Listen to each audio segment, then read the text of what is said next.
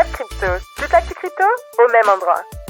Du côté de la première actualité, on va donc commencer avec les recherches Google pour le terme crypto qui ont atteint un plus bas sur un an aux États-Unis, avec un score de 26 sur une échelle de 0 à 100.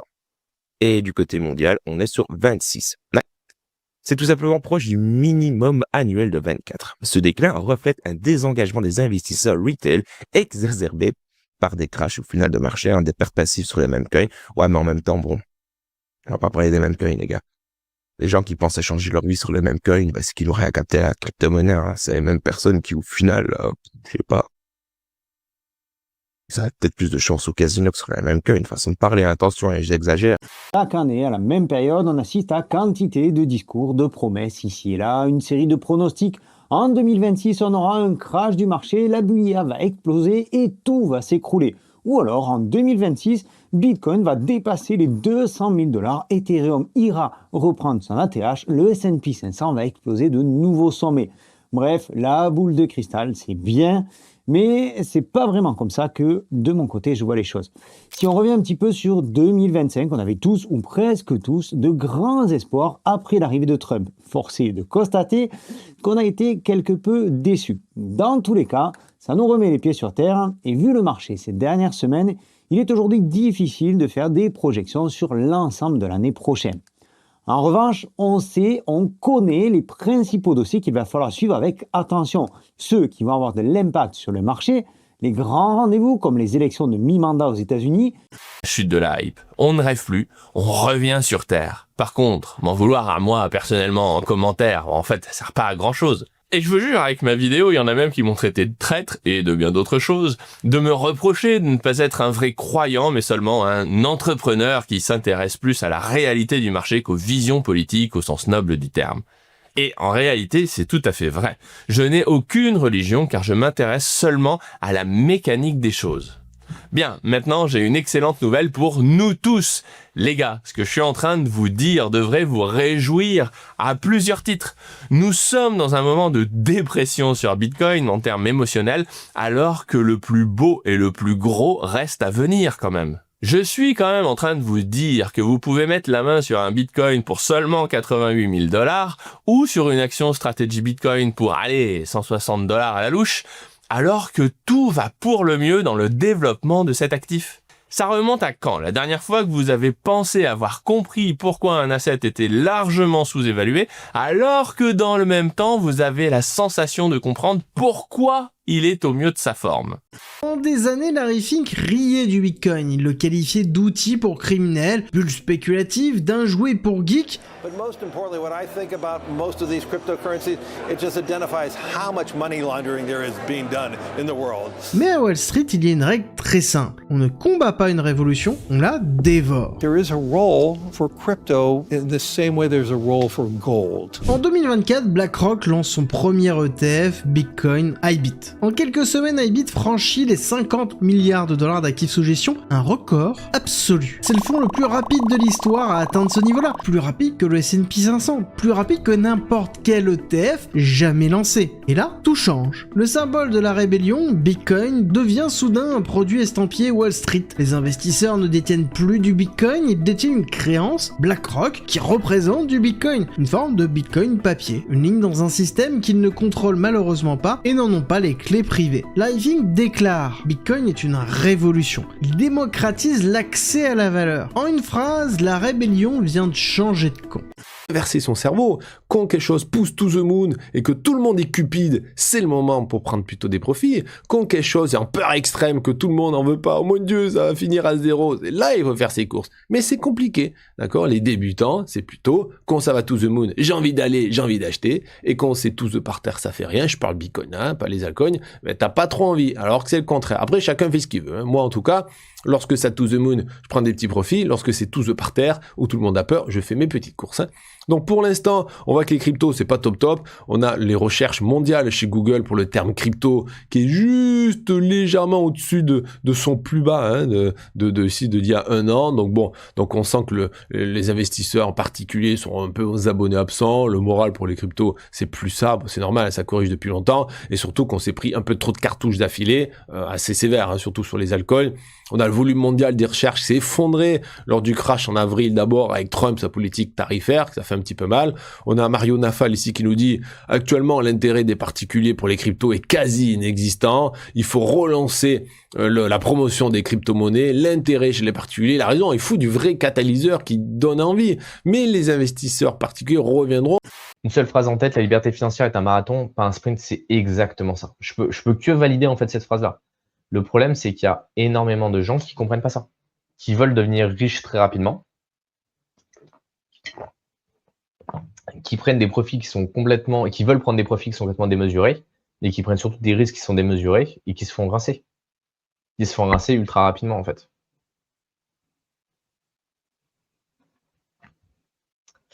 Quand je vois les prix du Link, de l'Ether et la panique des gens, je me dis qu'il faut que je continue à accumuler sur le long terme sans me soucier de la volatilité de court terme. Exactement. Tu fais ton DCA, tu achètes au fur et à mesure, tu renforces tes positions et tu verras, ça va payer. Vraiment. Hein. Et tu feras partie des rares personnes, si tu as une bonne stratégie de sortie et que tu dévilles pas avant. Je me fous totalement des fondamentales des projets crypto. Selon moi, la majorité, c'est de la merde. Ce que je veux faire, c'est développer des systèmes quantitatifs qui me donnent des probabilités et des statistiques de la direction du marché. Okay? Tout le reste, je m'en fous.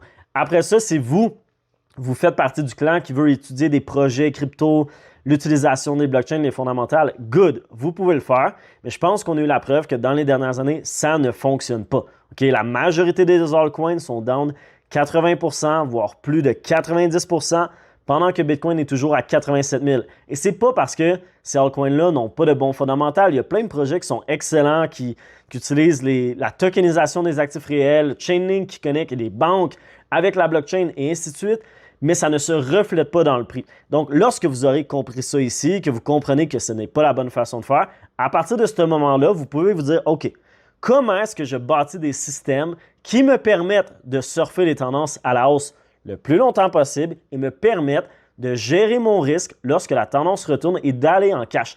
Pas au hasard, OK, avec des statistiques et des actions précises.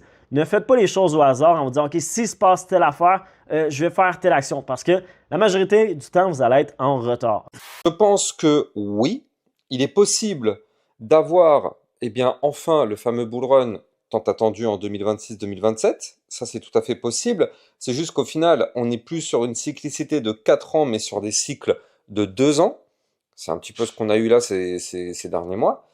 Soit, par contre, dans ce qu'ils disent, avoir un bull run de plusieurs décennies, ça, par contre, je n'y crois pas une seule seconde.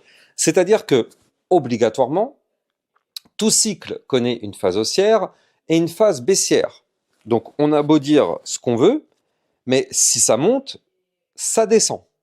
Même si ça monte très fort. Regardez, je vous prends un exemple bidon, complètement bidon, complètement stupide, mais imaginons que vous avez un token qui passe de 1 $ à 10 $, il a fait 1 x 10.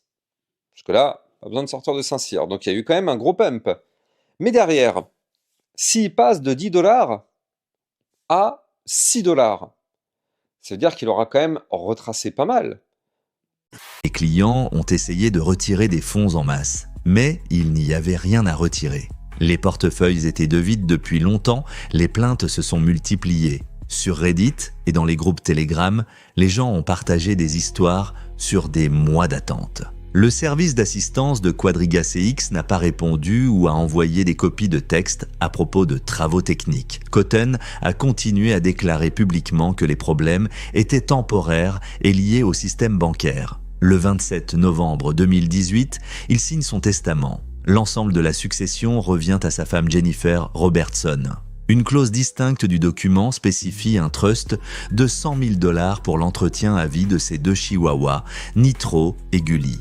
12 jours plus tard, Gerald Cotton est décédé dans un hôpital indien. Ou pas mort. car ce qui s'est passé après sa mort a soulevé plus de questions qu'il n'a apporté de réponses. Le début de l'année ne sera finalement pas si calme que ça. La Fed a laissé entendre qu'elle pourrait baisser les taux par 3 fois cette année 2026, ce qui pourrait être une bonne chose pour les marchés. Seulement après 8 ans, au mois de mai 2026, la Banque centrale des États-Unis passera sous la direction d'un nouveau président. Jérôme Powell devra céder sa place et il appartient au président des États-Unis de choisir son successeur. Et c'est un petit peu ça qui pose déjà problème. Dans un entretien accordé au Wall Street Journal, le président Donald Trump a dévoilé ses intentions et il affirme que le futur président de la Fed devra le consulter avant toute décision sur les taux d'intérêt. Et cette condition remet en question l'indépendance historique de la Banque centrale américaine, ce que les marchés pourraient avoir du mal à digérer. Actuellement, Kevin Warsh, ancien gouverneur de la Fed, et Kevin Hassett, actuel directeur du Conseil économique national, sont au coude à coude pour prendre la succession. Eux comprennent rien à ces actifs. Moi, j'avais dire, James, s'il te plaît, sur un autre ton. James, moi, j'ai envoyé des charts sur le ratio Bitcoin-Gold depuis 2011-2012, et à chaque fois que le Gold a topé, le Bitcoin est reparti to the moon, hein. Donc, à part que les charts montent, mais souvent les charts, ça monte pas, hein. Bon, bref. Donc, James, attention, James, comment tu parles? Bon. Et donc, on a aussi la macroéconomiste London qui dit que beaucoup de gens le présentent comme une concurrence, mais c'est pas de ce côté-là, entre le Bitcoin et l'or. Alors, pourquoi? Parce que c'est vrai que l'or et l'argent, alors, on atteint les sommes historiques vendredi, hein. L'argent, $77, l'or, $4 533, le Bitcoin, lui, tous par terre. Il y a une décorrélation qui est faite cette année, en gros, si tu veux. On a Peter Grant aussi, qui est vice-président chez les métaux, chez Zanner Metal, qui nous dit que les anticipations du nouvel assouplissement de la Fed, de la Banque centrale américaine en 2026, la faiblesse du dollar, les tensions géopolitiques font que ces métaux poussent. Après, ces métaux sont aussi très utilisés industriellement. Il y a de la demande aussi pour l'or, pour l'argent. Elon Musk a même dit un post sur Twitter hier en disant « Ah là, c'est pas une bonne news que l'argent explose à la hausse parce que l'argent est beaucoup utilisé dans l'industrie, donc ça va se répercuter sur les produits. » hein. Bon. Donc pourquoi ça pousse? Plein de facteurs, l'utilisation industrielle. Moins d'un mois, Soudan, Nigeria, Venezuela. Et c'est exactement là que les marchés commencent à devenir nerveux. Plus Trump sera attaqué, plus il cherchera à se poser en chef de guerre, en président fort, en leader qui tremble pas. Ce réflexe, il est classique. Dans l'histoire, les présidents fragilisés se réfugient presque tout le temps dans deux choses. La confrontation extérieure et la fuite en avant économique. Maintenant, concrètement, ce que je dis là, ça veut dire quoi? Ça veut dire qu'il va falloir s'attendre à plus de tensions géopolitiques, plus de risques militaires, plus de sanctions, plus de conflits commerciaux, plus d'imprévisibilité. Et l'imprévisibilité, c'est jamais top pour les marchés. Les capitaux n'aiment pas les zones grises. Les capitaux aiment la stabilité. Or, on est actuellement, selon moi, entré dans une zone grise massive. Par contre, on peut quand même profiter de la situation. Comment? Trump a besoin que les choses aillent dans son sens. Il a besoin de résultats. Un exemple. Je pourrais vous citer plusieurs exemples, mais je vais vous en citer qu'un seul. On peut penser à une pression encore plus importante sur la Fed. Un président attaqué a besoin d'une économie qui tient. Il a besoin de marchés qui montent, de chômage bas. Il a besoin d'arguments. L'Europe reste un pilier pour l'économie américaine en termes de marché, mais aussi de ressources humaines à haute valeur ajoutée. Il faudra bien que les USA prennent le relais quant au manque de volonté des Européens à gérer leurs propres faiblesses. En gros, ce rapport explique que ce n'est pas l'Amérique qui vassalise l'Europe, mais bien l'Europe qui se place sous tutelle de son propre fait. Et je partage cette vision. Les USA sont forts par rapport à nous, seulement car nous cultivons nos faiblesses. C'est une critique sans phare qu'il faut entendre pour ne pas risquer de la réaliser. Alors oui, les USA concluent qu'étant donné qu'ils ne peuvent pas se permettre de perdre l'Europe, s'ils veulent conserver leur puissance, il devient stratégique pour eux de déboulonner ce machin technocratique et bureaucratique appelé Union européenne. Mais gardez en tête que cette conclusion, ils ne la tirent pas parce qu'ils ont une envie irrépressible de conquête, comme c'était le cas dans les décennies d'avant, mais plutôt parce qu'ils savent qu'ils n'ont pas le choix de préserver la force des pays européens s'ils veulent eux-mêmes préserver, du coup, leur propre puissance. Mais alors que faire de ce document? Quels sont ses objectifs? Il faut le voir comme une ligne directrice donnée par la Maison-Blanche pour qu'elle se fasse bien comprendre sur ses intentions, à la fois par toutes les forces politiques et civiles internes aux États-Unis. Je pense que les indices américains vont faire un nouvel ATH, que ce soit Nasdaq, S&P 500, Russell, et ça pour moi c'est ce qui permet justement de maintenir Bitcoin dans son range ou lui permettre justement d'aller purger les stops au-dessus de son range. Le plus important c'est après, est-ce que Bitcoin accepte au-dessus de son range ou pas? Puisque théoriquement Bitcoin il a tout pour former ce rebond. le dollar est baissier pour le moment, jusqu'à preuve du contraire. Tant qu'on vient pas rompre le dernier sommet descendant, le dollar a plus des probabilités de continuer son retracement. Donc ça facilite les assets à risque potentiellement. On a un VIX également qui est plus bas que jamais et qui justement continue de chuter pour le moment. Donc ça c'est favorable à ce que les indices américains puissent continuer de monter tranquillement. Donc si les indices américains montent tranquillement, théoriquement, Bitcoin peut suivre ce mouvement sur les indices. Alors on voit qu'il le suit beaucoup moins, mais il pourrait sans trop de problèmes, s'il ne se retourne pas sur son sommet hebdomadaire, aller récupérer son sommet de décembre justement et revenir travailler au-delà des 94 500 $. Donc ça pour moi c'est des scénarios qui sont tout à fait possibles. Maintenant le problème c'est que à la moindre vague de retracement des indices, c'est que fait Bitcoin. Et si jamais ça arrive et que Bitcoin est venu récupérer ses stops ici, c'est à ce moment-là que c'est pas bon en fait. Donc ouais, ça reste un scénario dans un coin de ma tête. Et là, depuis l'ATH de Bitcoin, eh bien, nous sommes à moins 31%. Donc c'est assez colossal, mais ce qu'il faut voir aujourd'hui, c'est que finalement le Bitcoin est 31% moins cher que à l'ATH. Et c'est exactement pour cette raison que personnellement, j'accumule du Bitcoin depuis la chute. Donc tu vois que depuis fin novembre, donc depuis un mois, eh bien le Bitcoin ne fait pas grand chose. Il oscille entre 83 et 94 000 $. Donc on verra ce qui se passe début 2026. Mais en tout cas, personnellement, j'accumule du Bitcoin en DCA et j'aurai l'occasion de t'en reparler puisque c'est un de mes objectifs pour 2026. Je rappelle également en hebdomadaire qu'on tient toujours notre zone de fair value gap en hebdo. Donc ça, c'est plutôt encourageant pour toujours marquer cette zone de rebond. Mais ce qu'il faudrait pas faire, c'est quelque chose comme ça. Également, on a la clôture annuelle dans quelques jours. Donc là, attendez-vous à beaucoup de volatilité. Il y a beaucoup d'algorithmes qui vont jouer cette clôture annuelle. On peut voir qu'on a ouvert l'année à 93 600 $ à peu près. On pourrait tout faire pour essayer de ramener Bitcoin au 31 décembre, au 1er janvier, au-dessus de cette zone pour que la bougie soit verte. Pour pas qu'elle soit rouge en fait, tout simplement. Mais là, actuellement, 2025, ça a plus été une année de... On est venu prendre les stops, on a réintégré, et donc 2026, à mon avis, viendra purger.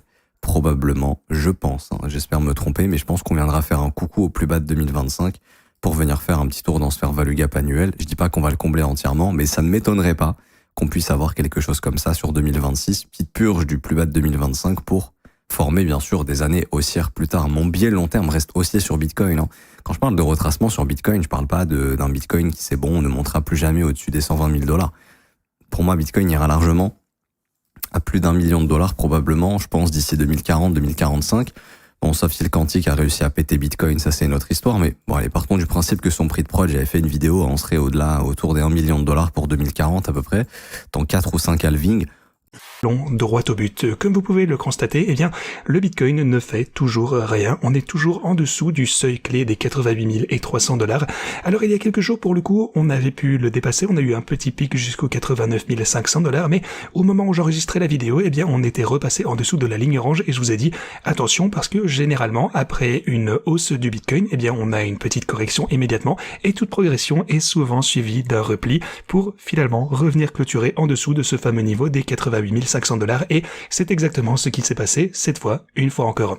Structure d'essoufflement avec pas mal d'indicateurs qui commencent à clignoter au rouge. En plus de ça, on arrive désormais derrière la ligne théorique qu'on avait donnée comme étant la fin possible du bull run. Ah oui, on a en plus de ça le MACD qui a croisé suite à la dernière vidéo sur la dernière clôture monthly. Donc là, techniquement, et pour dire les termes, avec ou sans rebond, on va y venir, on attend un bear market imminent. Donc à vue d'œil comme ça, si bear market on doit amorcer, c'est direction la ligne orange en dessous qui est la MA50 monthly qu'on va potentiellement tester, voire casser relativement lourdement. Donc si on break cette MA50 monthly, ça nous donne potentiellement des targets aux alentours des 55-60 000 et qui pourraient descendre jusqu'aux 35 000 $ sur Bitcoin. Et c'est justement pour ça qu'on a placé une nouvelle zone de capitulation comme on l'avait fait lors du cycle dernier. Donc si bear market il y a, si on continue de confirmer les différents indicateurs, c'est cette grosse zone qu'on va viser avec toute la douleur que ça implique sur les altcoins. Allez, c'est tout pour le Bitcoin monthly. Bitcoin weekly maintenant. J'avais donné mon scénario dans la dernière vidéo mais je l'avais pas encore mis au propre.